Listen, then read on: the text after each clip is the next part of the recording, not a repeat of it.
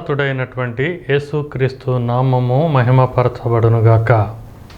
పరిశుద్ధాత్మ ప్రత్యక్షత అను ఈ టీవీ కార్యక్రమానికి యూట్యూబ్ సువార్తకు హాజరవుతున్నటువంటి బిడ్డలందరికీ దేవుని యొక్క సమాధానము కలుగునుగాక.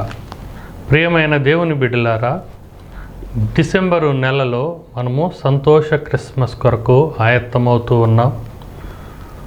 మహిమలో ఉండేటువంటి యేసుక్రీస్తు తన మహిమను వీడి మనుష్య కుమారుడిగా భూమి నుండి భూమికి ఏతించినటువంటి ఆ శుభగడియలను మనము పండుగగా ఆచరిస్తూ ఉన్నాం. ఈ పండుగ సమయంలో మొదటి వారం నుండి మనము అనేక మంది సంఘ బిడ్డలు, చిన్న బిడ్డల నుండి పెద్దవారి వరకు సేవకులతో కలిపి దేవుని యొక్క సువార్తను, యేసుక్రీస్తు యొక్క జన్మదినం యొక్క ప్రత్యేకతను వారు పాటలు పాడుతూ, నాట్యములు చేస్తూ క్రిస్టమస్ కేరల్స్ రూపంలో మనకు వినిపిస్తూ ఉంటారు. ఇది చాలా సంతోషించదగిన విషయము, దేవుడు మురిసిపోయేటువంటి విషయం. ఈ క్రిస్టమస్ కేరల్స్ యొక్క ప్రత్యేక ఉద్దేశము దేవుడు తన జననము సమయంలోనే దేవుని యొక్క గ్రంథం ద్వారా తెలియపరిచారు. ఈరోజు ఈ క్రిస్టమస్ కేరల్స్ యొక్క ప్రత్యేకతను గురించి మనము తెలుసుకుందాం. దేవుని యొక్క లేఖనాలను చూద్దాం. లూకా సువార్త 2వ అధ్యాయము 14వ వచనము. సర్వోన్నతమైన స్థలములలో దేవునికి మహిమయు, ఆయనకు ఇష్టలైనటువంటి మనుషులకు భూమి మీద సమాధానమును కలుగును కాక అని దేవునికి స్తోత్రము చేయుచుండిరి. దాని పైన వచనం రాయబడి ఉంటుంది, పరలోక సైన్య సమూహము అని. దేవుని యొక్క దేవదూతలు క్రీస్తు జన్మించినటువంటి ఆ సందర్భములో వాళ్ళు పరమును వీడి దేవునితో పాటు వారు కూడా భూమి మీదకు ఏతించి ప్రత్యేకమైనటువంటి స్తుతి కీర్తన పాడుతూ ఉన్నారు. ప్రియమైన దేవుని బిడ్డలారా, దేవుని పుట్టుకను గనక మనము పరిశీలన చేస్తే అందులో మనకి ఒక నిగూఢమైనటువంటి మర్మాలు బయలుపడుతూ ఉంటాయి. మహోన్నతుడైనటువంటి దేవుడు, సర్వోన్నతుడైన దేవుడు, మహాగణుడైనటువంటి దేవుడు అన్నిటిలోనూ తనను తాను తగ్గించుకొని ఆయన మనుష్య కుమారుడుగా భూమి మీదకు జన్మించాడు.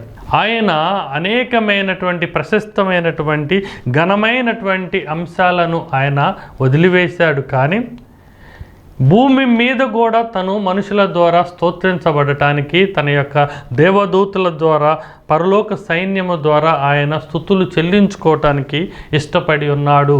అది మనము గమనించవలసినటువంటి విషయం.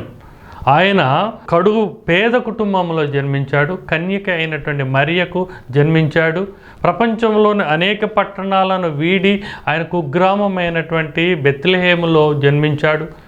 అనేక రాజ్యప్రసాదాలను వీడి ఆయన పశువుల పాకలో జన్మించాడు. ఆయన రాతి తొట్టిలో పెట్టబడ్డాడు. అన్ని విషయాల్లో దేవుని యొక్క తగ్గింపు కనిపిస్తూ ఉంటుంది. కానీ ఆయనను స్తుతించే విషయంలో మాత్రము ఆయన నేరుగా పరలోక సైన్య సమూహాన్ని మరియు దూతలను మరియు అనేక వారిని తీసుకొని వచ్చి ఆయన స్తోత్రము చేయించుకున్నట్లుగా మనము గమనించుతూ ఉండొచ్చు. ఈ విధంగా దేవుని యొక్క స్తుతి చెల్లించుటలో మాత్రము ఆయన ఏ మాత్రమో వెనుతీయకుండా ఉంటూ తనను స్తుతి పొందటానికి ఆయన బాగా ఇష్టడైనట్లుగా మనము గమనిస్తూ ఉన్నాం. యోబు రాసినటువంటి గ్రంథంలో 38వ అధ్యాయము 7వ వచనంలో ఒక మాట వ్రాయబడి ఉంటుంది. ఉదయ నక్షత్రములు ఏకముగా కూడి పాడినప్పుడు దేవదూతలందరూ ఆనందించి విజయధ్వనులు చేసినప్పుడు దాని యొక్క మూలరాయి వేయబడి ఉన్నది అని ఉంటుంది. అంటే ఇక్కడ ఉదయ నక్షత్రము యేసు ప్రభు వారు జన్మించిన సమయంలో అందరూ ఏకముగా కూడి వారు దేవుని యందు ఆనందించున్నట్లుగా దేవదూతలంట ఆనంద దయధ్వనులు చేయుచు మూలరాతిని వేసినప్పుడు ఈ యొక్క కార్యక్రమము జరిగినది అంటారు. మూలరాయి స్థాపింపబడినటువంటి సమయం అది. మనమందరము తృణీకరించినటువంటి రాయే మూలరాయిగా యేసు ప్రభు వారి గురించి చెప్తూ ఉంటాం. ఆయన భూమి మీద మనిషి కుమారుడిగా జన్మించినప్పుడు, నక్షత్రము ఎలిగినప్పుడు, ఆయన నక్షత్రముగా కనిపించినప్పుడు, ఆయన ఉదయ నక్షత్రముగా మనకు ప్రసరించినప్పుడు పరలోక సైన్య సమూహము దేవదూతలందరూ కలిసి భూమి మీద ఆయనను స్తోత్రము చేశారు, స్తుతించారు, జయ జయ ధ్వనులు చేశారు అని తెలుపబడ్డది. ఆ యొక్క ప్రవచనము లాంటిదే ఇప్పుడు యేసుప్రభు వారు పుట్టినప్పుడు కూడా లూకాసు వార్త 2వ అధ్యాయము 11వ వచనంలో రాయబడిన మాటగా నెరవేరుతూ ఉన్నది. పరలోక సైన్య సమూహము సర్వోన్నతమైన స్థలములలో దేవునికి మహిమ కలిగిద్ది అని వారు దేవునికి స్తోత్రము చేశారట. ఇంత మాత్రమే కాదు, ఇంకా కొంతమందిని మనము గమనిస్తే ప్రభువారు జన్మించినప్పుడు ఆయనకు జన్మమును బట్టి వీరందరూ స్తోత్రము చేస్తూ ఆ జన్మాన్ని స్వాగతించారు, అంటే ఆహ్వానించినట్లుగా మనం చూస్తూ ఉన్నాం. మనము కూడా ఆనందపడుతున్నాం, కేరింతలు కొడుతూ ఉన్నాము. కానీ వీరు చేసినటువంటి ప్రాముఖ్యమైన విషయంలో మన యొక్క ఆత్మీయ స్థితి ఎంత లోతుగా ఉన్నదో మనము పరిశీలన చేసుకోవడానికే ఈరోజు మనము ఈ వాక్య ధ్యానాన్ని చేస్తూ ఉన్నాం. పరిస్థితులు ఎలా ఉన్నా, స్థలము ఎక్కడున్నా కానీ మన యొక్క ప్రధానమైనటువంటి ధర్మము ఏమిటి అంటే దేవునిని స్తుతించుచూ ఉండటమే. దేవదూతలు పరలోకములో ఉండే సహజమైనటువంటి స్థితి కలిగిన వారు దేవుడు భూమి మీదకి వచ్చినప్పుడు వారు కూడా తప్పకుండా భూమి మీదకి వచ్చి దేవుణ్ణి స్తుతిస్తున్నటువంటి సంభవాన్ని మనం చూసాం. అలానే రెండవ వ్యక్తిని కనుక మనము చూస్తే లూకాసు వార్త 1వ అధ్యాయము 46వ వచనములో మరియా దేవునిని ఏ రీతిగా స్తుతిస్తుందో ఆ సందర్భాన్ని బట్టి మనం గమనించవచ్చు. అప్పుడు మరియా ఇట్లనెను, నా ప్రాణము ప్రభువును గణపరుచుచున్నది. అలానే 48వ వచనంలో ఉంటుంది, నా ఆత్మ నా రక్షకుడైన దేవుని యందు ఆనందించుచున్నది అంటుంది. మరియా తల్లిగా దేవునిని ప్రసాదించబోతున్నటువంటి కన్య మరియా దేవుని యొక్క స్థితి తన గర్భములో ప్రవేశిస్తున్నాన్ని దూత ద్వారా తెలుసుకున్నప్పుడు మరియా సంతోషముతో ఆమె యొక్క స్తుతి ఈ రీతిగా చేస్తూ ఉన్నది. అప్పుడు ఆమె అంటుందంట, నా ప్రాణము ప్రభువును గణపరుచుచున్నది. ఎందుకు అంటే శాస్త్ర విరుద్ధంగా, ప్రకృతి విరుద్ధంగా కన్యక గర్భమున దేవుడు పరిశుద్ధాత్మ పూర్ణుడై పరిశుద్ధాత్మతో అభిషేకము చేయబడి పరిశుద్ధత కలిగినటువంటి శిశువుగా పుడుతూ ఉన్నాడు. కాబట్టి అట్టి స్థితిగా వస్తున్న దేవునిని బట్టి మరియా దేవునిని ఈ రీతిగా గణపరుచుతూ ఉన్నది. 48వ వచనంలో అన్నమాట, నా ఆత్మ నా రక్షకుడైన దేవుని యందు ఆనందించుతున్నది అంటున్నాడు. మరియా యొక్క ఆత్మ తనలో పుట్టుతున్నటువంటి కుమారుడు ఆయన యేసుక్రీస్తుని ముందుగానే రక్షకుడుగా ఆమె నిర్ధారణ చేసుకున్నది. తనలో ఉద్భవించేటువంటి శిశువు దేవాది దేవుడు, అతడు రక్షకుడు. కాబట్టి ఆమె అంటున్నది, నా ఆత్మ నా రక్షకుడైన దేవుని యందు ఆనందించుతున్నది అంటుంది. తన కుమారుడుగా పుట్టబోతున్నవాడు తనకే రక్షకుడు, ఎందుకంటే ఆయన సత్యమైనటువంటి దేవుడు. కాబట్టి అది మరియ ద్వారా వస్తున్నటువంటి స్తోత్రముగా మనం గమనించవచ్చు. నీవు నేను ఏ స్థితిలో దేవుణ్ణి స్తుతిస్తున్నాం, గణపరుస్తున్నాం, ఇలాంటి సాంద్రత కలిగినటువంటి బాగా తీవ్రమైనటువంటి ఆకర్షణ కలిగినటువంటి హృదయాంతరంగంలో ఉన్నటువంటి ఆత్మీయమైనటువంటి స్తుతులు మనము దేవునికి సమర్పిస్తున్నామా లేదా మనము గమనము చేసుకొని అందులో ఏదైనా లోటు ఉంటే దానిని మనము పొందిపుచ్చుకోవటానికి ప్రయత్నం చేయాలన్నమాట. మూడవ వ్యక్తిని మనము గమనిద్దాం. లూకాసు వార్త 1వ అధ్యాయము 44వ వచనములో బాప్తిస్మమిచ్చు యోహాను. అక్కడ ఎలిజబెత్ మరియ ఎదుర్కొనగానే అంటున్నటువంటి మాట ఏమంటే, నీ శుభవచనము నా చెవిన పడగానే నా గర్భమున ఉన్న శిశువు ఆనందముతో గంతులు వేసెను అంటుంది. మరియ యేసుక్రీస్తుని జన్మించబోతున్నది అనేటువంటి వార్త తెలిసి పిండముగా ఉన్నటువంటి గర్భములో దాయబడి ఉన్నటువంటి యోహాను గారు అది ఎరిగి ఆయన దేవునిని స్తుతించినట్లుగా తల్లి అయినటువంటి ఎలిజబెత్ చెప్తూ ఉన్నది. పిండముగా ఉన్నప్పుడే, ఇంకా జన్మము రాకముందే ఎవరు రక్షకుడు, ఎవరు దేవుని యొక్క గొర్రెపిల్ల, ఎవరు లోక పాపములను మోసుకొని పోవటానికి సిద్ధమయిస్తున్నటువంటి గొర్రెపిల్ల అని తెలియజేసినటువంటి వారు ఎవరు అంటే బాప్తిస్మం ఇచ్చే యోహాను. అంటే ముగ్గురు వ్యక్తులను మనం ఇప్పుడు దేవుని యొక్క పుట్టుక సమయంలో స్తోత్రించినటువంటి వారిగా మనం చూస్తున్నాం. ఎవరు అంటే పరలోకపు సైన్య సమూహమైనటువంటి దేవదూతలు, రెండవది మరియా, మూడవదిగా బాప్తిజం ఇచ్చు యోహానును మనము చూడవచ్చు. నాలుగవ వ్యక్తి ఎవరు అంటే బాప్తిజం ఇచ్చు యోహాను యొక్క తల్లి అయినటువంటి ఎలిజబెత్. నేరుగా ఏమంటుందో చూద్దాం. లూకా సువార్త 1వ అధ్యాయము 42వ వచనములు అంటుంది, స్త్రీలలో నీవు ఆశీర్వదింపబడిన దానవు, నీ గర్భఫలము ఆశీర్వదింపబడును అంటుంది. స్త్రీలలో కన్య మరియా ఆశీర్వదింపబడినటువంటిది అయితే ఆమె గర్భములో నుండి వస్తున్నటువంటి యేసు క్రీస్తు గురించి ఆమె చెబుతున్నటువంటి స్తోత్రము కలిగినటువంటి ప్రవచనం ఏంటంటే ఆమె గర్భఫలము ఆశీర్వదింపబడును అంటుంది. ఆమె గర్భఫలము యేసు క్రీస్తుగా జన్మించబోతున్నాడు.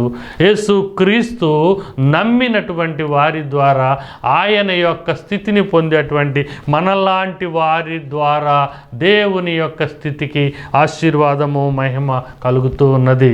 మరియా యేసుక్రీస్తును కలిగినందువలన ఆమె ఆశీర్వదింపబడినదైనది. యేసుక్రీస్తుని మన హృదయములో మనము జన్మింప చేసుకున్నందువలన మనమందరము ఆశీర్వదింపబడతాము. మన యొక్క ఆశీర్వాదం బట్టి దేవుడు స్తోత్రించబడతాడు, మహిమపరచబడతాడు, ఆయన కూడా ఆశీర్వదింపబడతాడు. ఆనాడు దేవునితో నేరుగా సంబంధం కలిగినటువంటి వారు ఆయనటువంటి సైన్య సమూహము, దేవదూతలు, మరియా, బాప్తిజం ఇచ్చు యోహాను, ఎలిజబెత్, నలుగురు వ్యక్తుల ద్వారా దేవుడు స్తోత్రము పొందుతూ ఉన్నాడు, ఘనత పొందుతూ ఉన్నాడు. అందుకని క్రిస్మస్ సమయంలో మనము సమయము ఎంచకుండా, రాత్రి అనగా లేదా పగలనక, చల్లనకుండా, చీకటి అనుకోకుండా మన యొక్క పరిధిలో మనము విశాలంగా మనము దేవుడిని స్తోత్రము చేయటానికి అన్ని గృహాలు సందర్శిస్తూ ఉంటాం, అన్ని ప్రదేశాలు సందర్శిస్తాం. ఇది చాలా ఆశీర్వాదము పొందదగినటువంటి విషయమే. అయితే ఇది కొంచెము ఆత్మీయంగా కూడా ఉండాలి.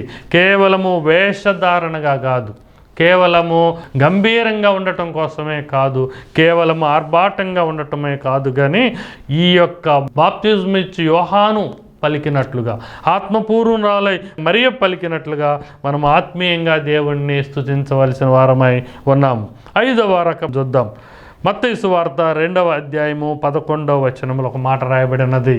అక్కడ ఏమని ఉంటుందంటే, తల్లి అయిన మరియను ఆ శిశువును చూచి సాగిలపడి ఆయనను పూజించి తమ పెట్టెలను విప్పి బంగారమును, సాంబ్రాణిని, బోళమును కానుకగా ఆయనకు సమర్పించిరి అని చెప్తుంది. 5వ సమూహంలో మనము వీళ్ళని చెప్తున్నాం, జ్ఞానులు అయినటువంటి వారు, తూర్పు దేశము నుండి బెత్లెహేమునకు ప్రయాణమై వచ్చిన వారు, ఆకాశములో ఎన్నడూ కనిపించకుండా ప్రత్యేకంగా ఆనాడే కనపడినటువంటి ఆయన నక్షత్రమును గురించి, రక్షకుడిని సూచించేటువంటి ఆయన నక్షత్రమును గురించి, నీతి సూర్యుడిగా ఉదయించబోతున్నటువంటి యేసు క్రీస్తును చూపించటానికి మార్గదర్శిగా ఉన్నటువంటి నక్షత్రమును చూచి వారు బెత్లెహేమునకు వచ్చారు. ప్రత్యేకంగా యేసు ప్రభువారు మనుష్య కుమారుడిగా జన్మించిన తరువాత ఆ యొక్క ప్రక్రియకు ప్రాధాన్యమైనటువంటి క్రిస్టమస్ను మొదటిగా ఆచరించినట్లుగా మనం గమనించాలి. క్రిస్టమస్ అనగా క్రైస్ట్ మరియు మాస్ అంటే క్రీస్తుని ఆరాధించుట. ఇప్పుడు వీళ్ళు ముగ్గురు జ్ఞానులు సుదూర ప్రాంతము నుండి వచ్చి వారు ఆ బాలయేసుని చూడంగానే చేసినటువంటి మొదటి పని ఏంటంటే వాళ్ళు సాగిలపడ్డారు. తమ యొక్క జ్ఞానాన్ని, తమ యొక్క స్థితిని, తమ యొక్క మేధావితనాన్ని, తమ యొక్క ప్రయాణపు సామర్థ్యాన్ని అన్నిటినీ వాళ్ళు తీసివేసుకొని తగ్గించుకొని వారు క్రిందికి దిగి వారు ఆ బాలుడి ఎదుట సాగిలపడ్డారు. ఎందుకంటే ఆయన రక్షకుడు అని వారికి తెలుసు, ఆయన క్రీస్తు అని వారు ఎరిగినటువంటి వారు, ఆయన ఇమ్మానుయేలుగా పుట్టబోతున్నటువంటి ఈయనే బాలుడు అని ఎరిగినటువంటి వారు, రాబోతున్నటువంటి మెస్సయ్య అంటే ఈయనే అని వాళ్ళు ఎరిగినటువంటి వారు. వారి జ్ఞానాన్ని బట్టి, వారి యొక్క విశ్వాసాన్ని బట్టి, ప్రత్యేక వీటన్నిటిని బట్టి వారు ఆ యొక్క బాలుడినే దేవునిగా ఎరిగి ఆయనను పూజించారు, తమ పెట్టెలను విప్పారు, వారి దగ్గర ఉన్నటువంటి బంగారము, సాంబ్రాణి, బోళము అనేటువంటి వస్తువులను కానుకగా ఆయనకు సమర్పించి ఆయనను పూజించినట్లుగా మనము గమనిస్తూ ఉన్నాం. వీరు సమర్పించబడినటువంటి ఈ 3 వస్తువుల యొక్క ఆత్మీయ అర్థాలు కూడా చాలా ప్రత్యేకంగా క్రిస్టమస్ యొక్క అర్థానికి పరిపూర్ణిస్తూ ఉంటాయి. అవి మనము గమనించవచ్చు. దేవుని యొక్క లేఖనాలను ప్రకారము బంగారము సమర్పించటము అనేది ఏమిటి అంటే, బంగారము రాజరికానికి గుర్తు. ప్రపంచంలో కానీ ఎక్కడైనా కానీ అత్యున్నతమైన ఉన్నత స్థాయికి గుర్తు. ఇది ఆధిక్యతకు గుర్తు. బాలుడై ఉన్నా కానీ వారు గమనించింది ఏంటంటే, ఈయన రాజులకు రాజు, ప్రభువులకు ప్రభువు, ఈయన రాజాది రాజు అని వారు ఎరిగారన్నమాట. అందుకనే వారు బంగారాన్ని సమర్పించినట్లుగా మనము మాదిరిగా మనము కూడా నేర్చుకోవాల్సినటువంటి వారమే ఉన్నాం. ప్రకటన గ్రంథము 21వ అధ్యాయము 21వ వచనములో, పరలోక పట్టణము రాజవీధులు శుద్ధ సువర్ణమైనవి అని రాయబడి ఉంటుంది. యేసుక్రీస్తు ఉండే ప్రాంతము, యేసుక్రీస్తు సంచరించే మార్గము, యేసుక్రీస్తు నడచే అటువంటి మార్గము, ఆ పరలోకపు వీధులు, రాజవీధులు శుద్ధ సువర్ణము వలె ఉంటాయంట. అంటే ఆయన ఉండే ప్రాంతమే బంగారముతో నింపబడినది. అంటే దేవుని యొక్క స్థాయి ఎంత అత్యున్నతమైనదో మనము గమనించాలి. అందుకనే ఆయన ఉన్నత స్థితిని వాళ్ళు ప్రకటించున్నట్లుగా వారే తమ యొక్క కానుకల ద్వారా యేసుక్రీస్తు యొక్క స్థితిని వారు సువార్త రూపంలో చెప్పినట్లుగా వారు బంగారాన్ని సమర్పించారు అనే మాటను మనము జ్ఞాపకం చేసుకోవాలి. అలానే రెండవ మాటగా గనక మనము చూస్తే, వారు సమర్పించినటువంటి వాటిల్లో సాంబ్రాణి అని వ్రాయబడి ఉన్నది. సాంబ్రాణి అనేది ఎందుకు వాడతామంటే, అతి పరిశుద్ధ స్థలములో ధూపము వేయటానికి అంతకుముందు యాజకులు వాడేటువంటి ఒక పదార్థం. దేవునిని పూజార్హుడు కింద పూజింపదగినటువంటి వాడుగా, ఈయన తప్ప వేరే దేవుడు లేడు అని మనమందము ఎరుగునట్లుగా దేవుడే పూజార్హుడు, ఈయనే పూజార్హుడు, ఈయన మాత్రమే స్తుతి నొందదగినటువంటి వాడు, ఈయన మాత్రమే ఆరాధనకు యోగ్యుడు అని ప్రతి ఒక్కరికి స్పష్టంగా తెలియజేయట కొరకు ఈనాడు లోకంలో అనేకమైనటువంటి విశ్వాసాలు ఉన్నాయి, అనేకమైనటువంటి మతాలు ఉన్నాయి, అనేకమైనటువంటి మార్గాలు ఉన్నవి. కానీ ఇది దేవునికి దగ్గరకు చేర్చే ప్రక్రియ.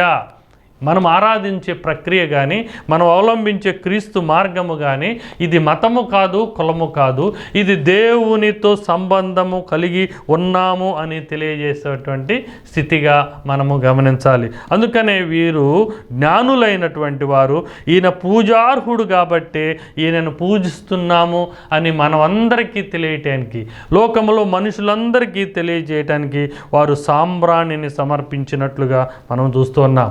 దానియేలు గ్రంథము 3వ అధ్యాయము 28వ వచనములో రాజైన నెబుకద్నెజరు ఒక ప్రకటన చేస్తూ ఉంటాడు.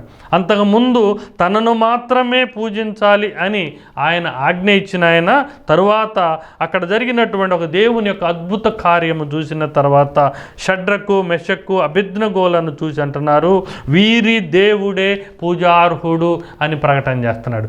అంతకుముందు ఈ దేవుడిని పూజించవద్దు అని శాసనం చెప్పినటువంటి ఆయన అక్కడ ఉన్నటువంటి 3 యవ్వనస్తుల యొక్క విశ్వాసపు క్రియను బట్టి, దేవుని యొక్క అద్భుత ఆశ్చర్య కార్యమును బట్టి, అగ్నిగుండంలో నుండి ఆ 3 బిడ్డలను రక్షించిన విధానాన్ని చూసిన తర్వాత ఆ రాజు అంటున్నాడు, వీరి దేవుడే పూజార్హుడు అంటున్నాడు. ఇక 3వ వస్తువు గురించి మనం జ్ఞాపకం చేసుకుంటే, అక్కడ సమర్పించబడినది బోళము అన్నది. బోళము అనేది ఏమిటి అంటే, అది నిలువ చేయుటకు ఉపయోగించేటువంటి ఒక పదార్థము. చాలా కాలము స్థాపించబడటానికి, నిలువ చేయటానికి ఉపయోగించేటువంటి పదార్థంగా బోళము అంటాం. ప్రిజర్వేటివ్ అని ఇంగ్లీష్లో కూడా వాడతాం. ఇది పునరుత్థానపు స్థితికి గుర్తుగా వారు తెలియజేస్తున్నాడు. పుట్టబోతున్నటువంటి బాలుడు, ఈ శిశువు మనుష్య శరీరము కలిగినటువంటి వాడే. ఈ మనుష్య శరీరము కలిగినటువంటి ఆయన లోకమంతటికి కావలసినటువంటి రక్షణను ప్రసాదించి అందుకొరకై క్రీస్తుగా అభిషేకించబడి మనుషులందరికీ తోడుగా ఇమ్మానుయేలు దేవుడుగా విడుదల చేయబడినటువంటి ఈ బాలుడు లోకరీత్యా, మనుషులందరి పాపము రీత్యా తాత్కాలికమైనటువంటి మరణాన్ని చవిచూచిన ఆయన మృత్యుంజయుడుగా, ఆయన నిత్యుడుగా, ఆయన సత్యవంతుడుగా, ఆయన పునరుద్ధానుడుగా మళ్ళీ తిరిగి జీవమును పొందబోతూ ఉన్నాడు. యేసుక్రీస్తుకే అందుకనే పునరుద్ధానుడు అనే పేరుంది, జీవాధిపతి అనే పేరుంది. ఈయనకు మరణము లేదు. ఈయన నిత్యము పాతాళములో ఉండేవాడు కాదు. ఈయన మృత్యుంజయుడు, పాతాళపు లోకపు చెవులను ఆయన కలిగినటువంటి వాడు. దేవుని యొక్క పునరుద్ధాన శక్తిని మనకు వివరింప చేయటానికై వారు సాంబ్రాణినిచ్చినట్లుగా తెలియజేస్తున్నారు. జ్ఞానులు శ్రేష్టమైనటువంటి నిజమైన క్రిస్మస్ని తెలియజేస్తూ ఆ యొక్క ప్రక్రియను మనందరికీ కూడా క్యారల్స్ రూపంలో వివరిస్తూ ఉన్నారు. ఆ క్యారల్సే మనం ఫాలో అవుతున్నాం. మనము కూడా దేవునికి శ్రేష్టమైన కానుకలను బహుమానంగా ఇవ్వాలి. అందుకని క్రిస్మస్ అంటేనే బహుమతుల పండుగ. దేవుడు తన అద్వితీయ కుమారుణ్ణి మనుషులెవ్వరూ నశింపకుండా ఉండునట్లుగా ఆయనను అనుగ్రహించాడు అని ఉంటుంది.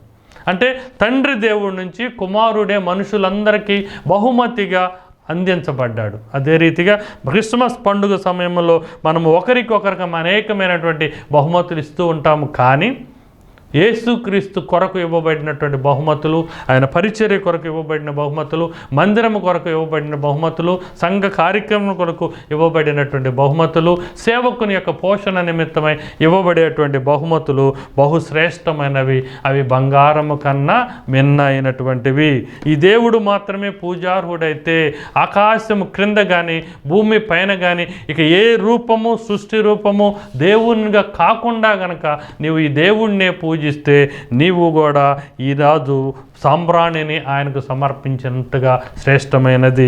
అదే రీతిగా ఈ క్రీస్తు మాత్రమే పునరుద్ధానుడు, ఈయన మాత్రమే మృత్యుంజయుడు. ఈయనను విశ్వసించినందువల్ల మనకు కూడా రెండవ మరణము లేదు, మనకి ఆత్మకు మరణము లేదు, మనకు నరకములో ప్రవేశము లేదు అనేటువంటి విశ్వాసము కలిగి ఉంటే మనమందరము కూడా బోళము దేవునికి సమర్పించినట్లుగా లెక్కలోకి తీసుకోవాలి. మన విశ్వాసమే బోళము, మన ఆరాధనే ఆనాటి యొక్క సాంబ్రాన్ని, మన ఇచ్చే సమర్పణే ఆనాటి బంగారముగా మనము గమనించాలి. 6వ సమూహాన్ని మీకు జ్ఞాపకం చేస్తూ ఉన్నాను. గొర్రెల కాపర్లు కూడా క్రీస్తుని వారు స్తుతించారు, ప్రచురం చేశారట. లూకాసు వార్త 2వ అధ్యాయము 17వ వచనం. వారు చూచి ఈ శిశువును గూర్చి తమతో చెప్పబడినటువంటి మాటలు ప్రచురము చేశారట. గొర్రెల కాపర్లు యేసయ్య వార్తను విని వారు చూచి ఆ శిశువును గూర్చి వారు ఏమి విన్నారో వారికి చెప్పబడినటువంటి మాటలను వారు ప్రచురము చేశారు. పామరులు, జ్ఞానము లేనటువంటి వాళ్ళు, విద్య లేనటువంటి వారు అయినప్పటికీ తాము విన్నటువంటి సాక్ష్యాన్ని వారు చక్కగా లోకమంతా కూడా ప్రచురము చేశారు. దేవుని యొక్క సువార్త చెప్పటానికి మనుషులకు స్థాయి అక్కర్లేదు, రూపం అక్కర్లేదు, జ్ఞానం అక్కర్లేదు, విద్య కూడా అక్కర్లేదని వీరి ద్వారా మనము నేర్చుకోవచ్చు. ఎంత వీలైతే అంతగా మనము దేవుని యొక్క వాక్యాన్ని ప్రచురము చేస్తే, సువార్తను వివరిస్తే అది గొప్ప క్యారల్స్ కింద మనము పరిగణలోకి తీసుకోవచ్చు. వారు విన్నటువంటి మాట భయపడకుడి అని విన్నారు. వారు విన్నటువంటి మాట మహా సంతోషకరమైనటువంటి సువర్తమానము అని విన్నారు. వారు విన్నటువంటి మాట రక్షకుడు అని విన్నారు. వారు విన్నటువంటి మాట ఈయన ప్రభు అయిన క్రీస్తు అని విన్నారు. వారు 4 ప్రత్యేకమైన మాటలు గాబ్రియేలు దూత ద్వారా వినుంటారు, లేదా ఇంకొక దూత ద్వారా వినుంటారు. వారు విన్నటువంటి మాట భయపడకుడి అని, మహా సంతోషకరమైన శుభవర్తమానమని, రక్షకుడు అని, ప్రభు అయిన క్రీస్తు అని. ఈ మాటలే వాళ్ళు బహుశా ప్రచురం చేసి ఉంటారు. అదే ఒక గొప్ప క్యారల్స్ యొక్క ప్రచారముగా మనము జ్ఞాపకం చేసుకోవాలి. 7వ సమూహం సంగతి చెప్తున్న ప్రత్యేకమైనటువంటిది ఇది. మానవుల యొక్క చేత కూడా దేవుడు స్తుతించబడ్డాడు. యెషయా గ్రంథము 53వ అధ్యాయము 21వ వచనములు అంటుంటాడు, నా నిమిత్తము నేను నిర్మించిన జనులు స్తోత్రము ప్రచురము చేయుదురు అంటున్నారు. ప్రవచనము గురించి, నీ గురించి, నా గురించి, ఎవరైతే దేవుని యొక్క హస్తకృత్యములో ఆయన ద్వారా సృష్టించబడిన వారో, ఎవరైతే ఆయన ద్వారా పుట్టినటువంటి వారు ఉన్నారో, ఎవరైతే ఆయన ద్వారా నిర్మింపబడిన వారు ఉన్నారో వారందరూ కూడా దేవుని గురించి స్తోత్రము చేస్తారంట, దేవుని గురించి ప్రచురము చేస్తారంట. చేశారంట. మరి నీవు నేను ఆ సమూహంలో ఉన్నామో లేవో జ్ఞాపకం చేసుకో ప్రియురాల. క్యారల్స్ అంటే నోటితో చెప్పేది కాదు, పెదవులతో చెప్పేది కాదు, నాలుకతో పలికేది కాదు. అది హృదయాంతరంగంలో నుండి ఆత్మపూర్వకంగా దేవుణ్ణి స్తుతించాలి. అట్టి స్తుతించే క్రియ నీకుంటే నువ్వు ధన్యుడవే. ఇదే రేపు మనం పరలోకంలో కూడా దేవునిని పరిశుద్ధుడు పరిశుద్ధుడు పరిశుద్ధుడని సెరూబులతో కెరూబులతో 24 పెద్దలతో పరలోక సైన్య సమూహంతో భవిష్యత్తులో కూడా మనము స్తుతించేటువంటి ప్రక్రియ. అట్టి యొక్క స్థితి నీవు నేను పొందులాగన దేవుడు తన కృపకు మనల్ని అప్పగించునుగాక. ఆమెన్. చిన్న ప్రార్థన చేసుకుందాం. సర్వోన్నతమైనటువంటి స్థలములలో కీర్తింపబడుతున్నటువంటి మహాదేవుడైనటువంటి పరిశుద్ధుడా నీకే వందనాలు, స్తుతులు, స్తోత్రాలు చెల్లిస్తున్నాం. ఈ పండుగ మాసంలోనైనా మేము అనేక రీతులుగా క్యారల్స్ తెలియపరుస్తూ ఉండగా ఆనాడే మీ పుట్టుకలో ఆయన అనేక మంది నేను స్తుతించారు, స్తోత్రం చేశారు, స్వార్థ ప్రచారం చేశారు. వారి ద్వారా మేము కూడా నాయన ఒక శ్రేష్టమైన ఆత్మీయ పాఠాన్ని నేర్చుకుంటున్నాం. మా హృదయాంతరంగములలో నుండి మేము నాయన నిన్ను స్తుతించి సువార్త పరిచర్యలో పాల్గొనటానికి కృపను చూపిస్తామని మా ప్రభు అయినటువంటి క్రీస్తు ద్వారా వేడుకుంటున్నాం తండ్రి. ఆమెన్. దీవెన తీసుకుందాం. తండ్రి యొక్క ప్రేమ, కుమారుడైన పరిశుద్ధుడైన యేసుక్రీస్తు యొక్క కృపా సమాధానం, పరిశుద్ధాత్మ యొక్క అన్యోన్య ఆదరణ సహవాసము ఇప్పుడు ఎల్లప్పుడూ మనందరికీ తోడై ఉండునుగాక. ఆమెన్. అందరికీ వందనాలు.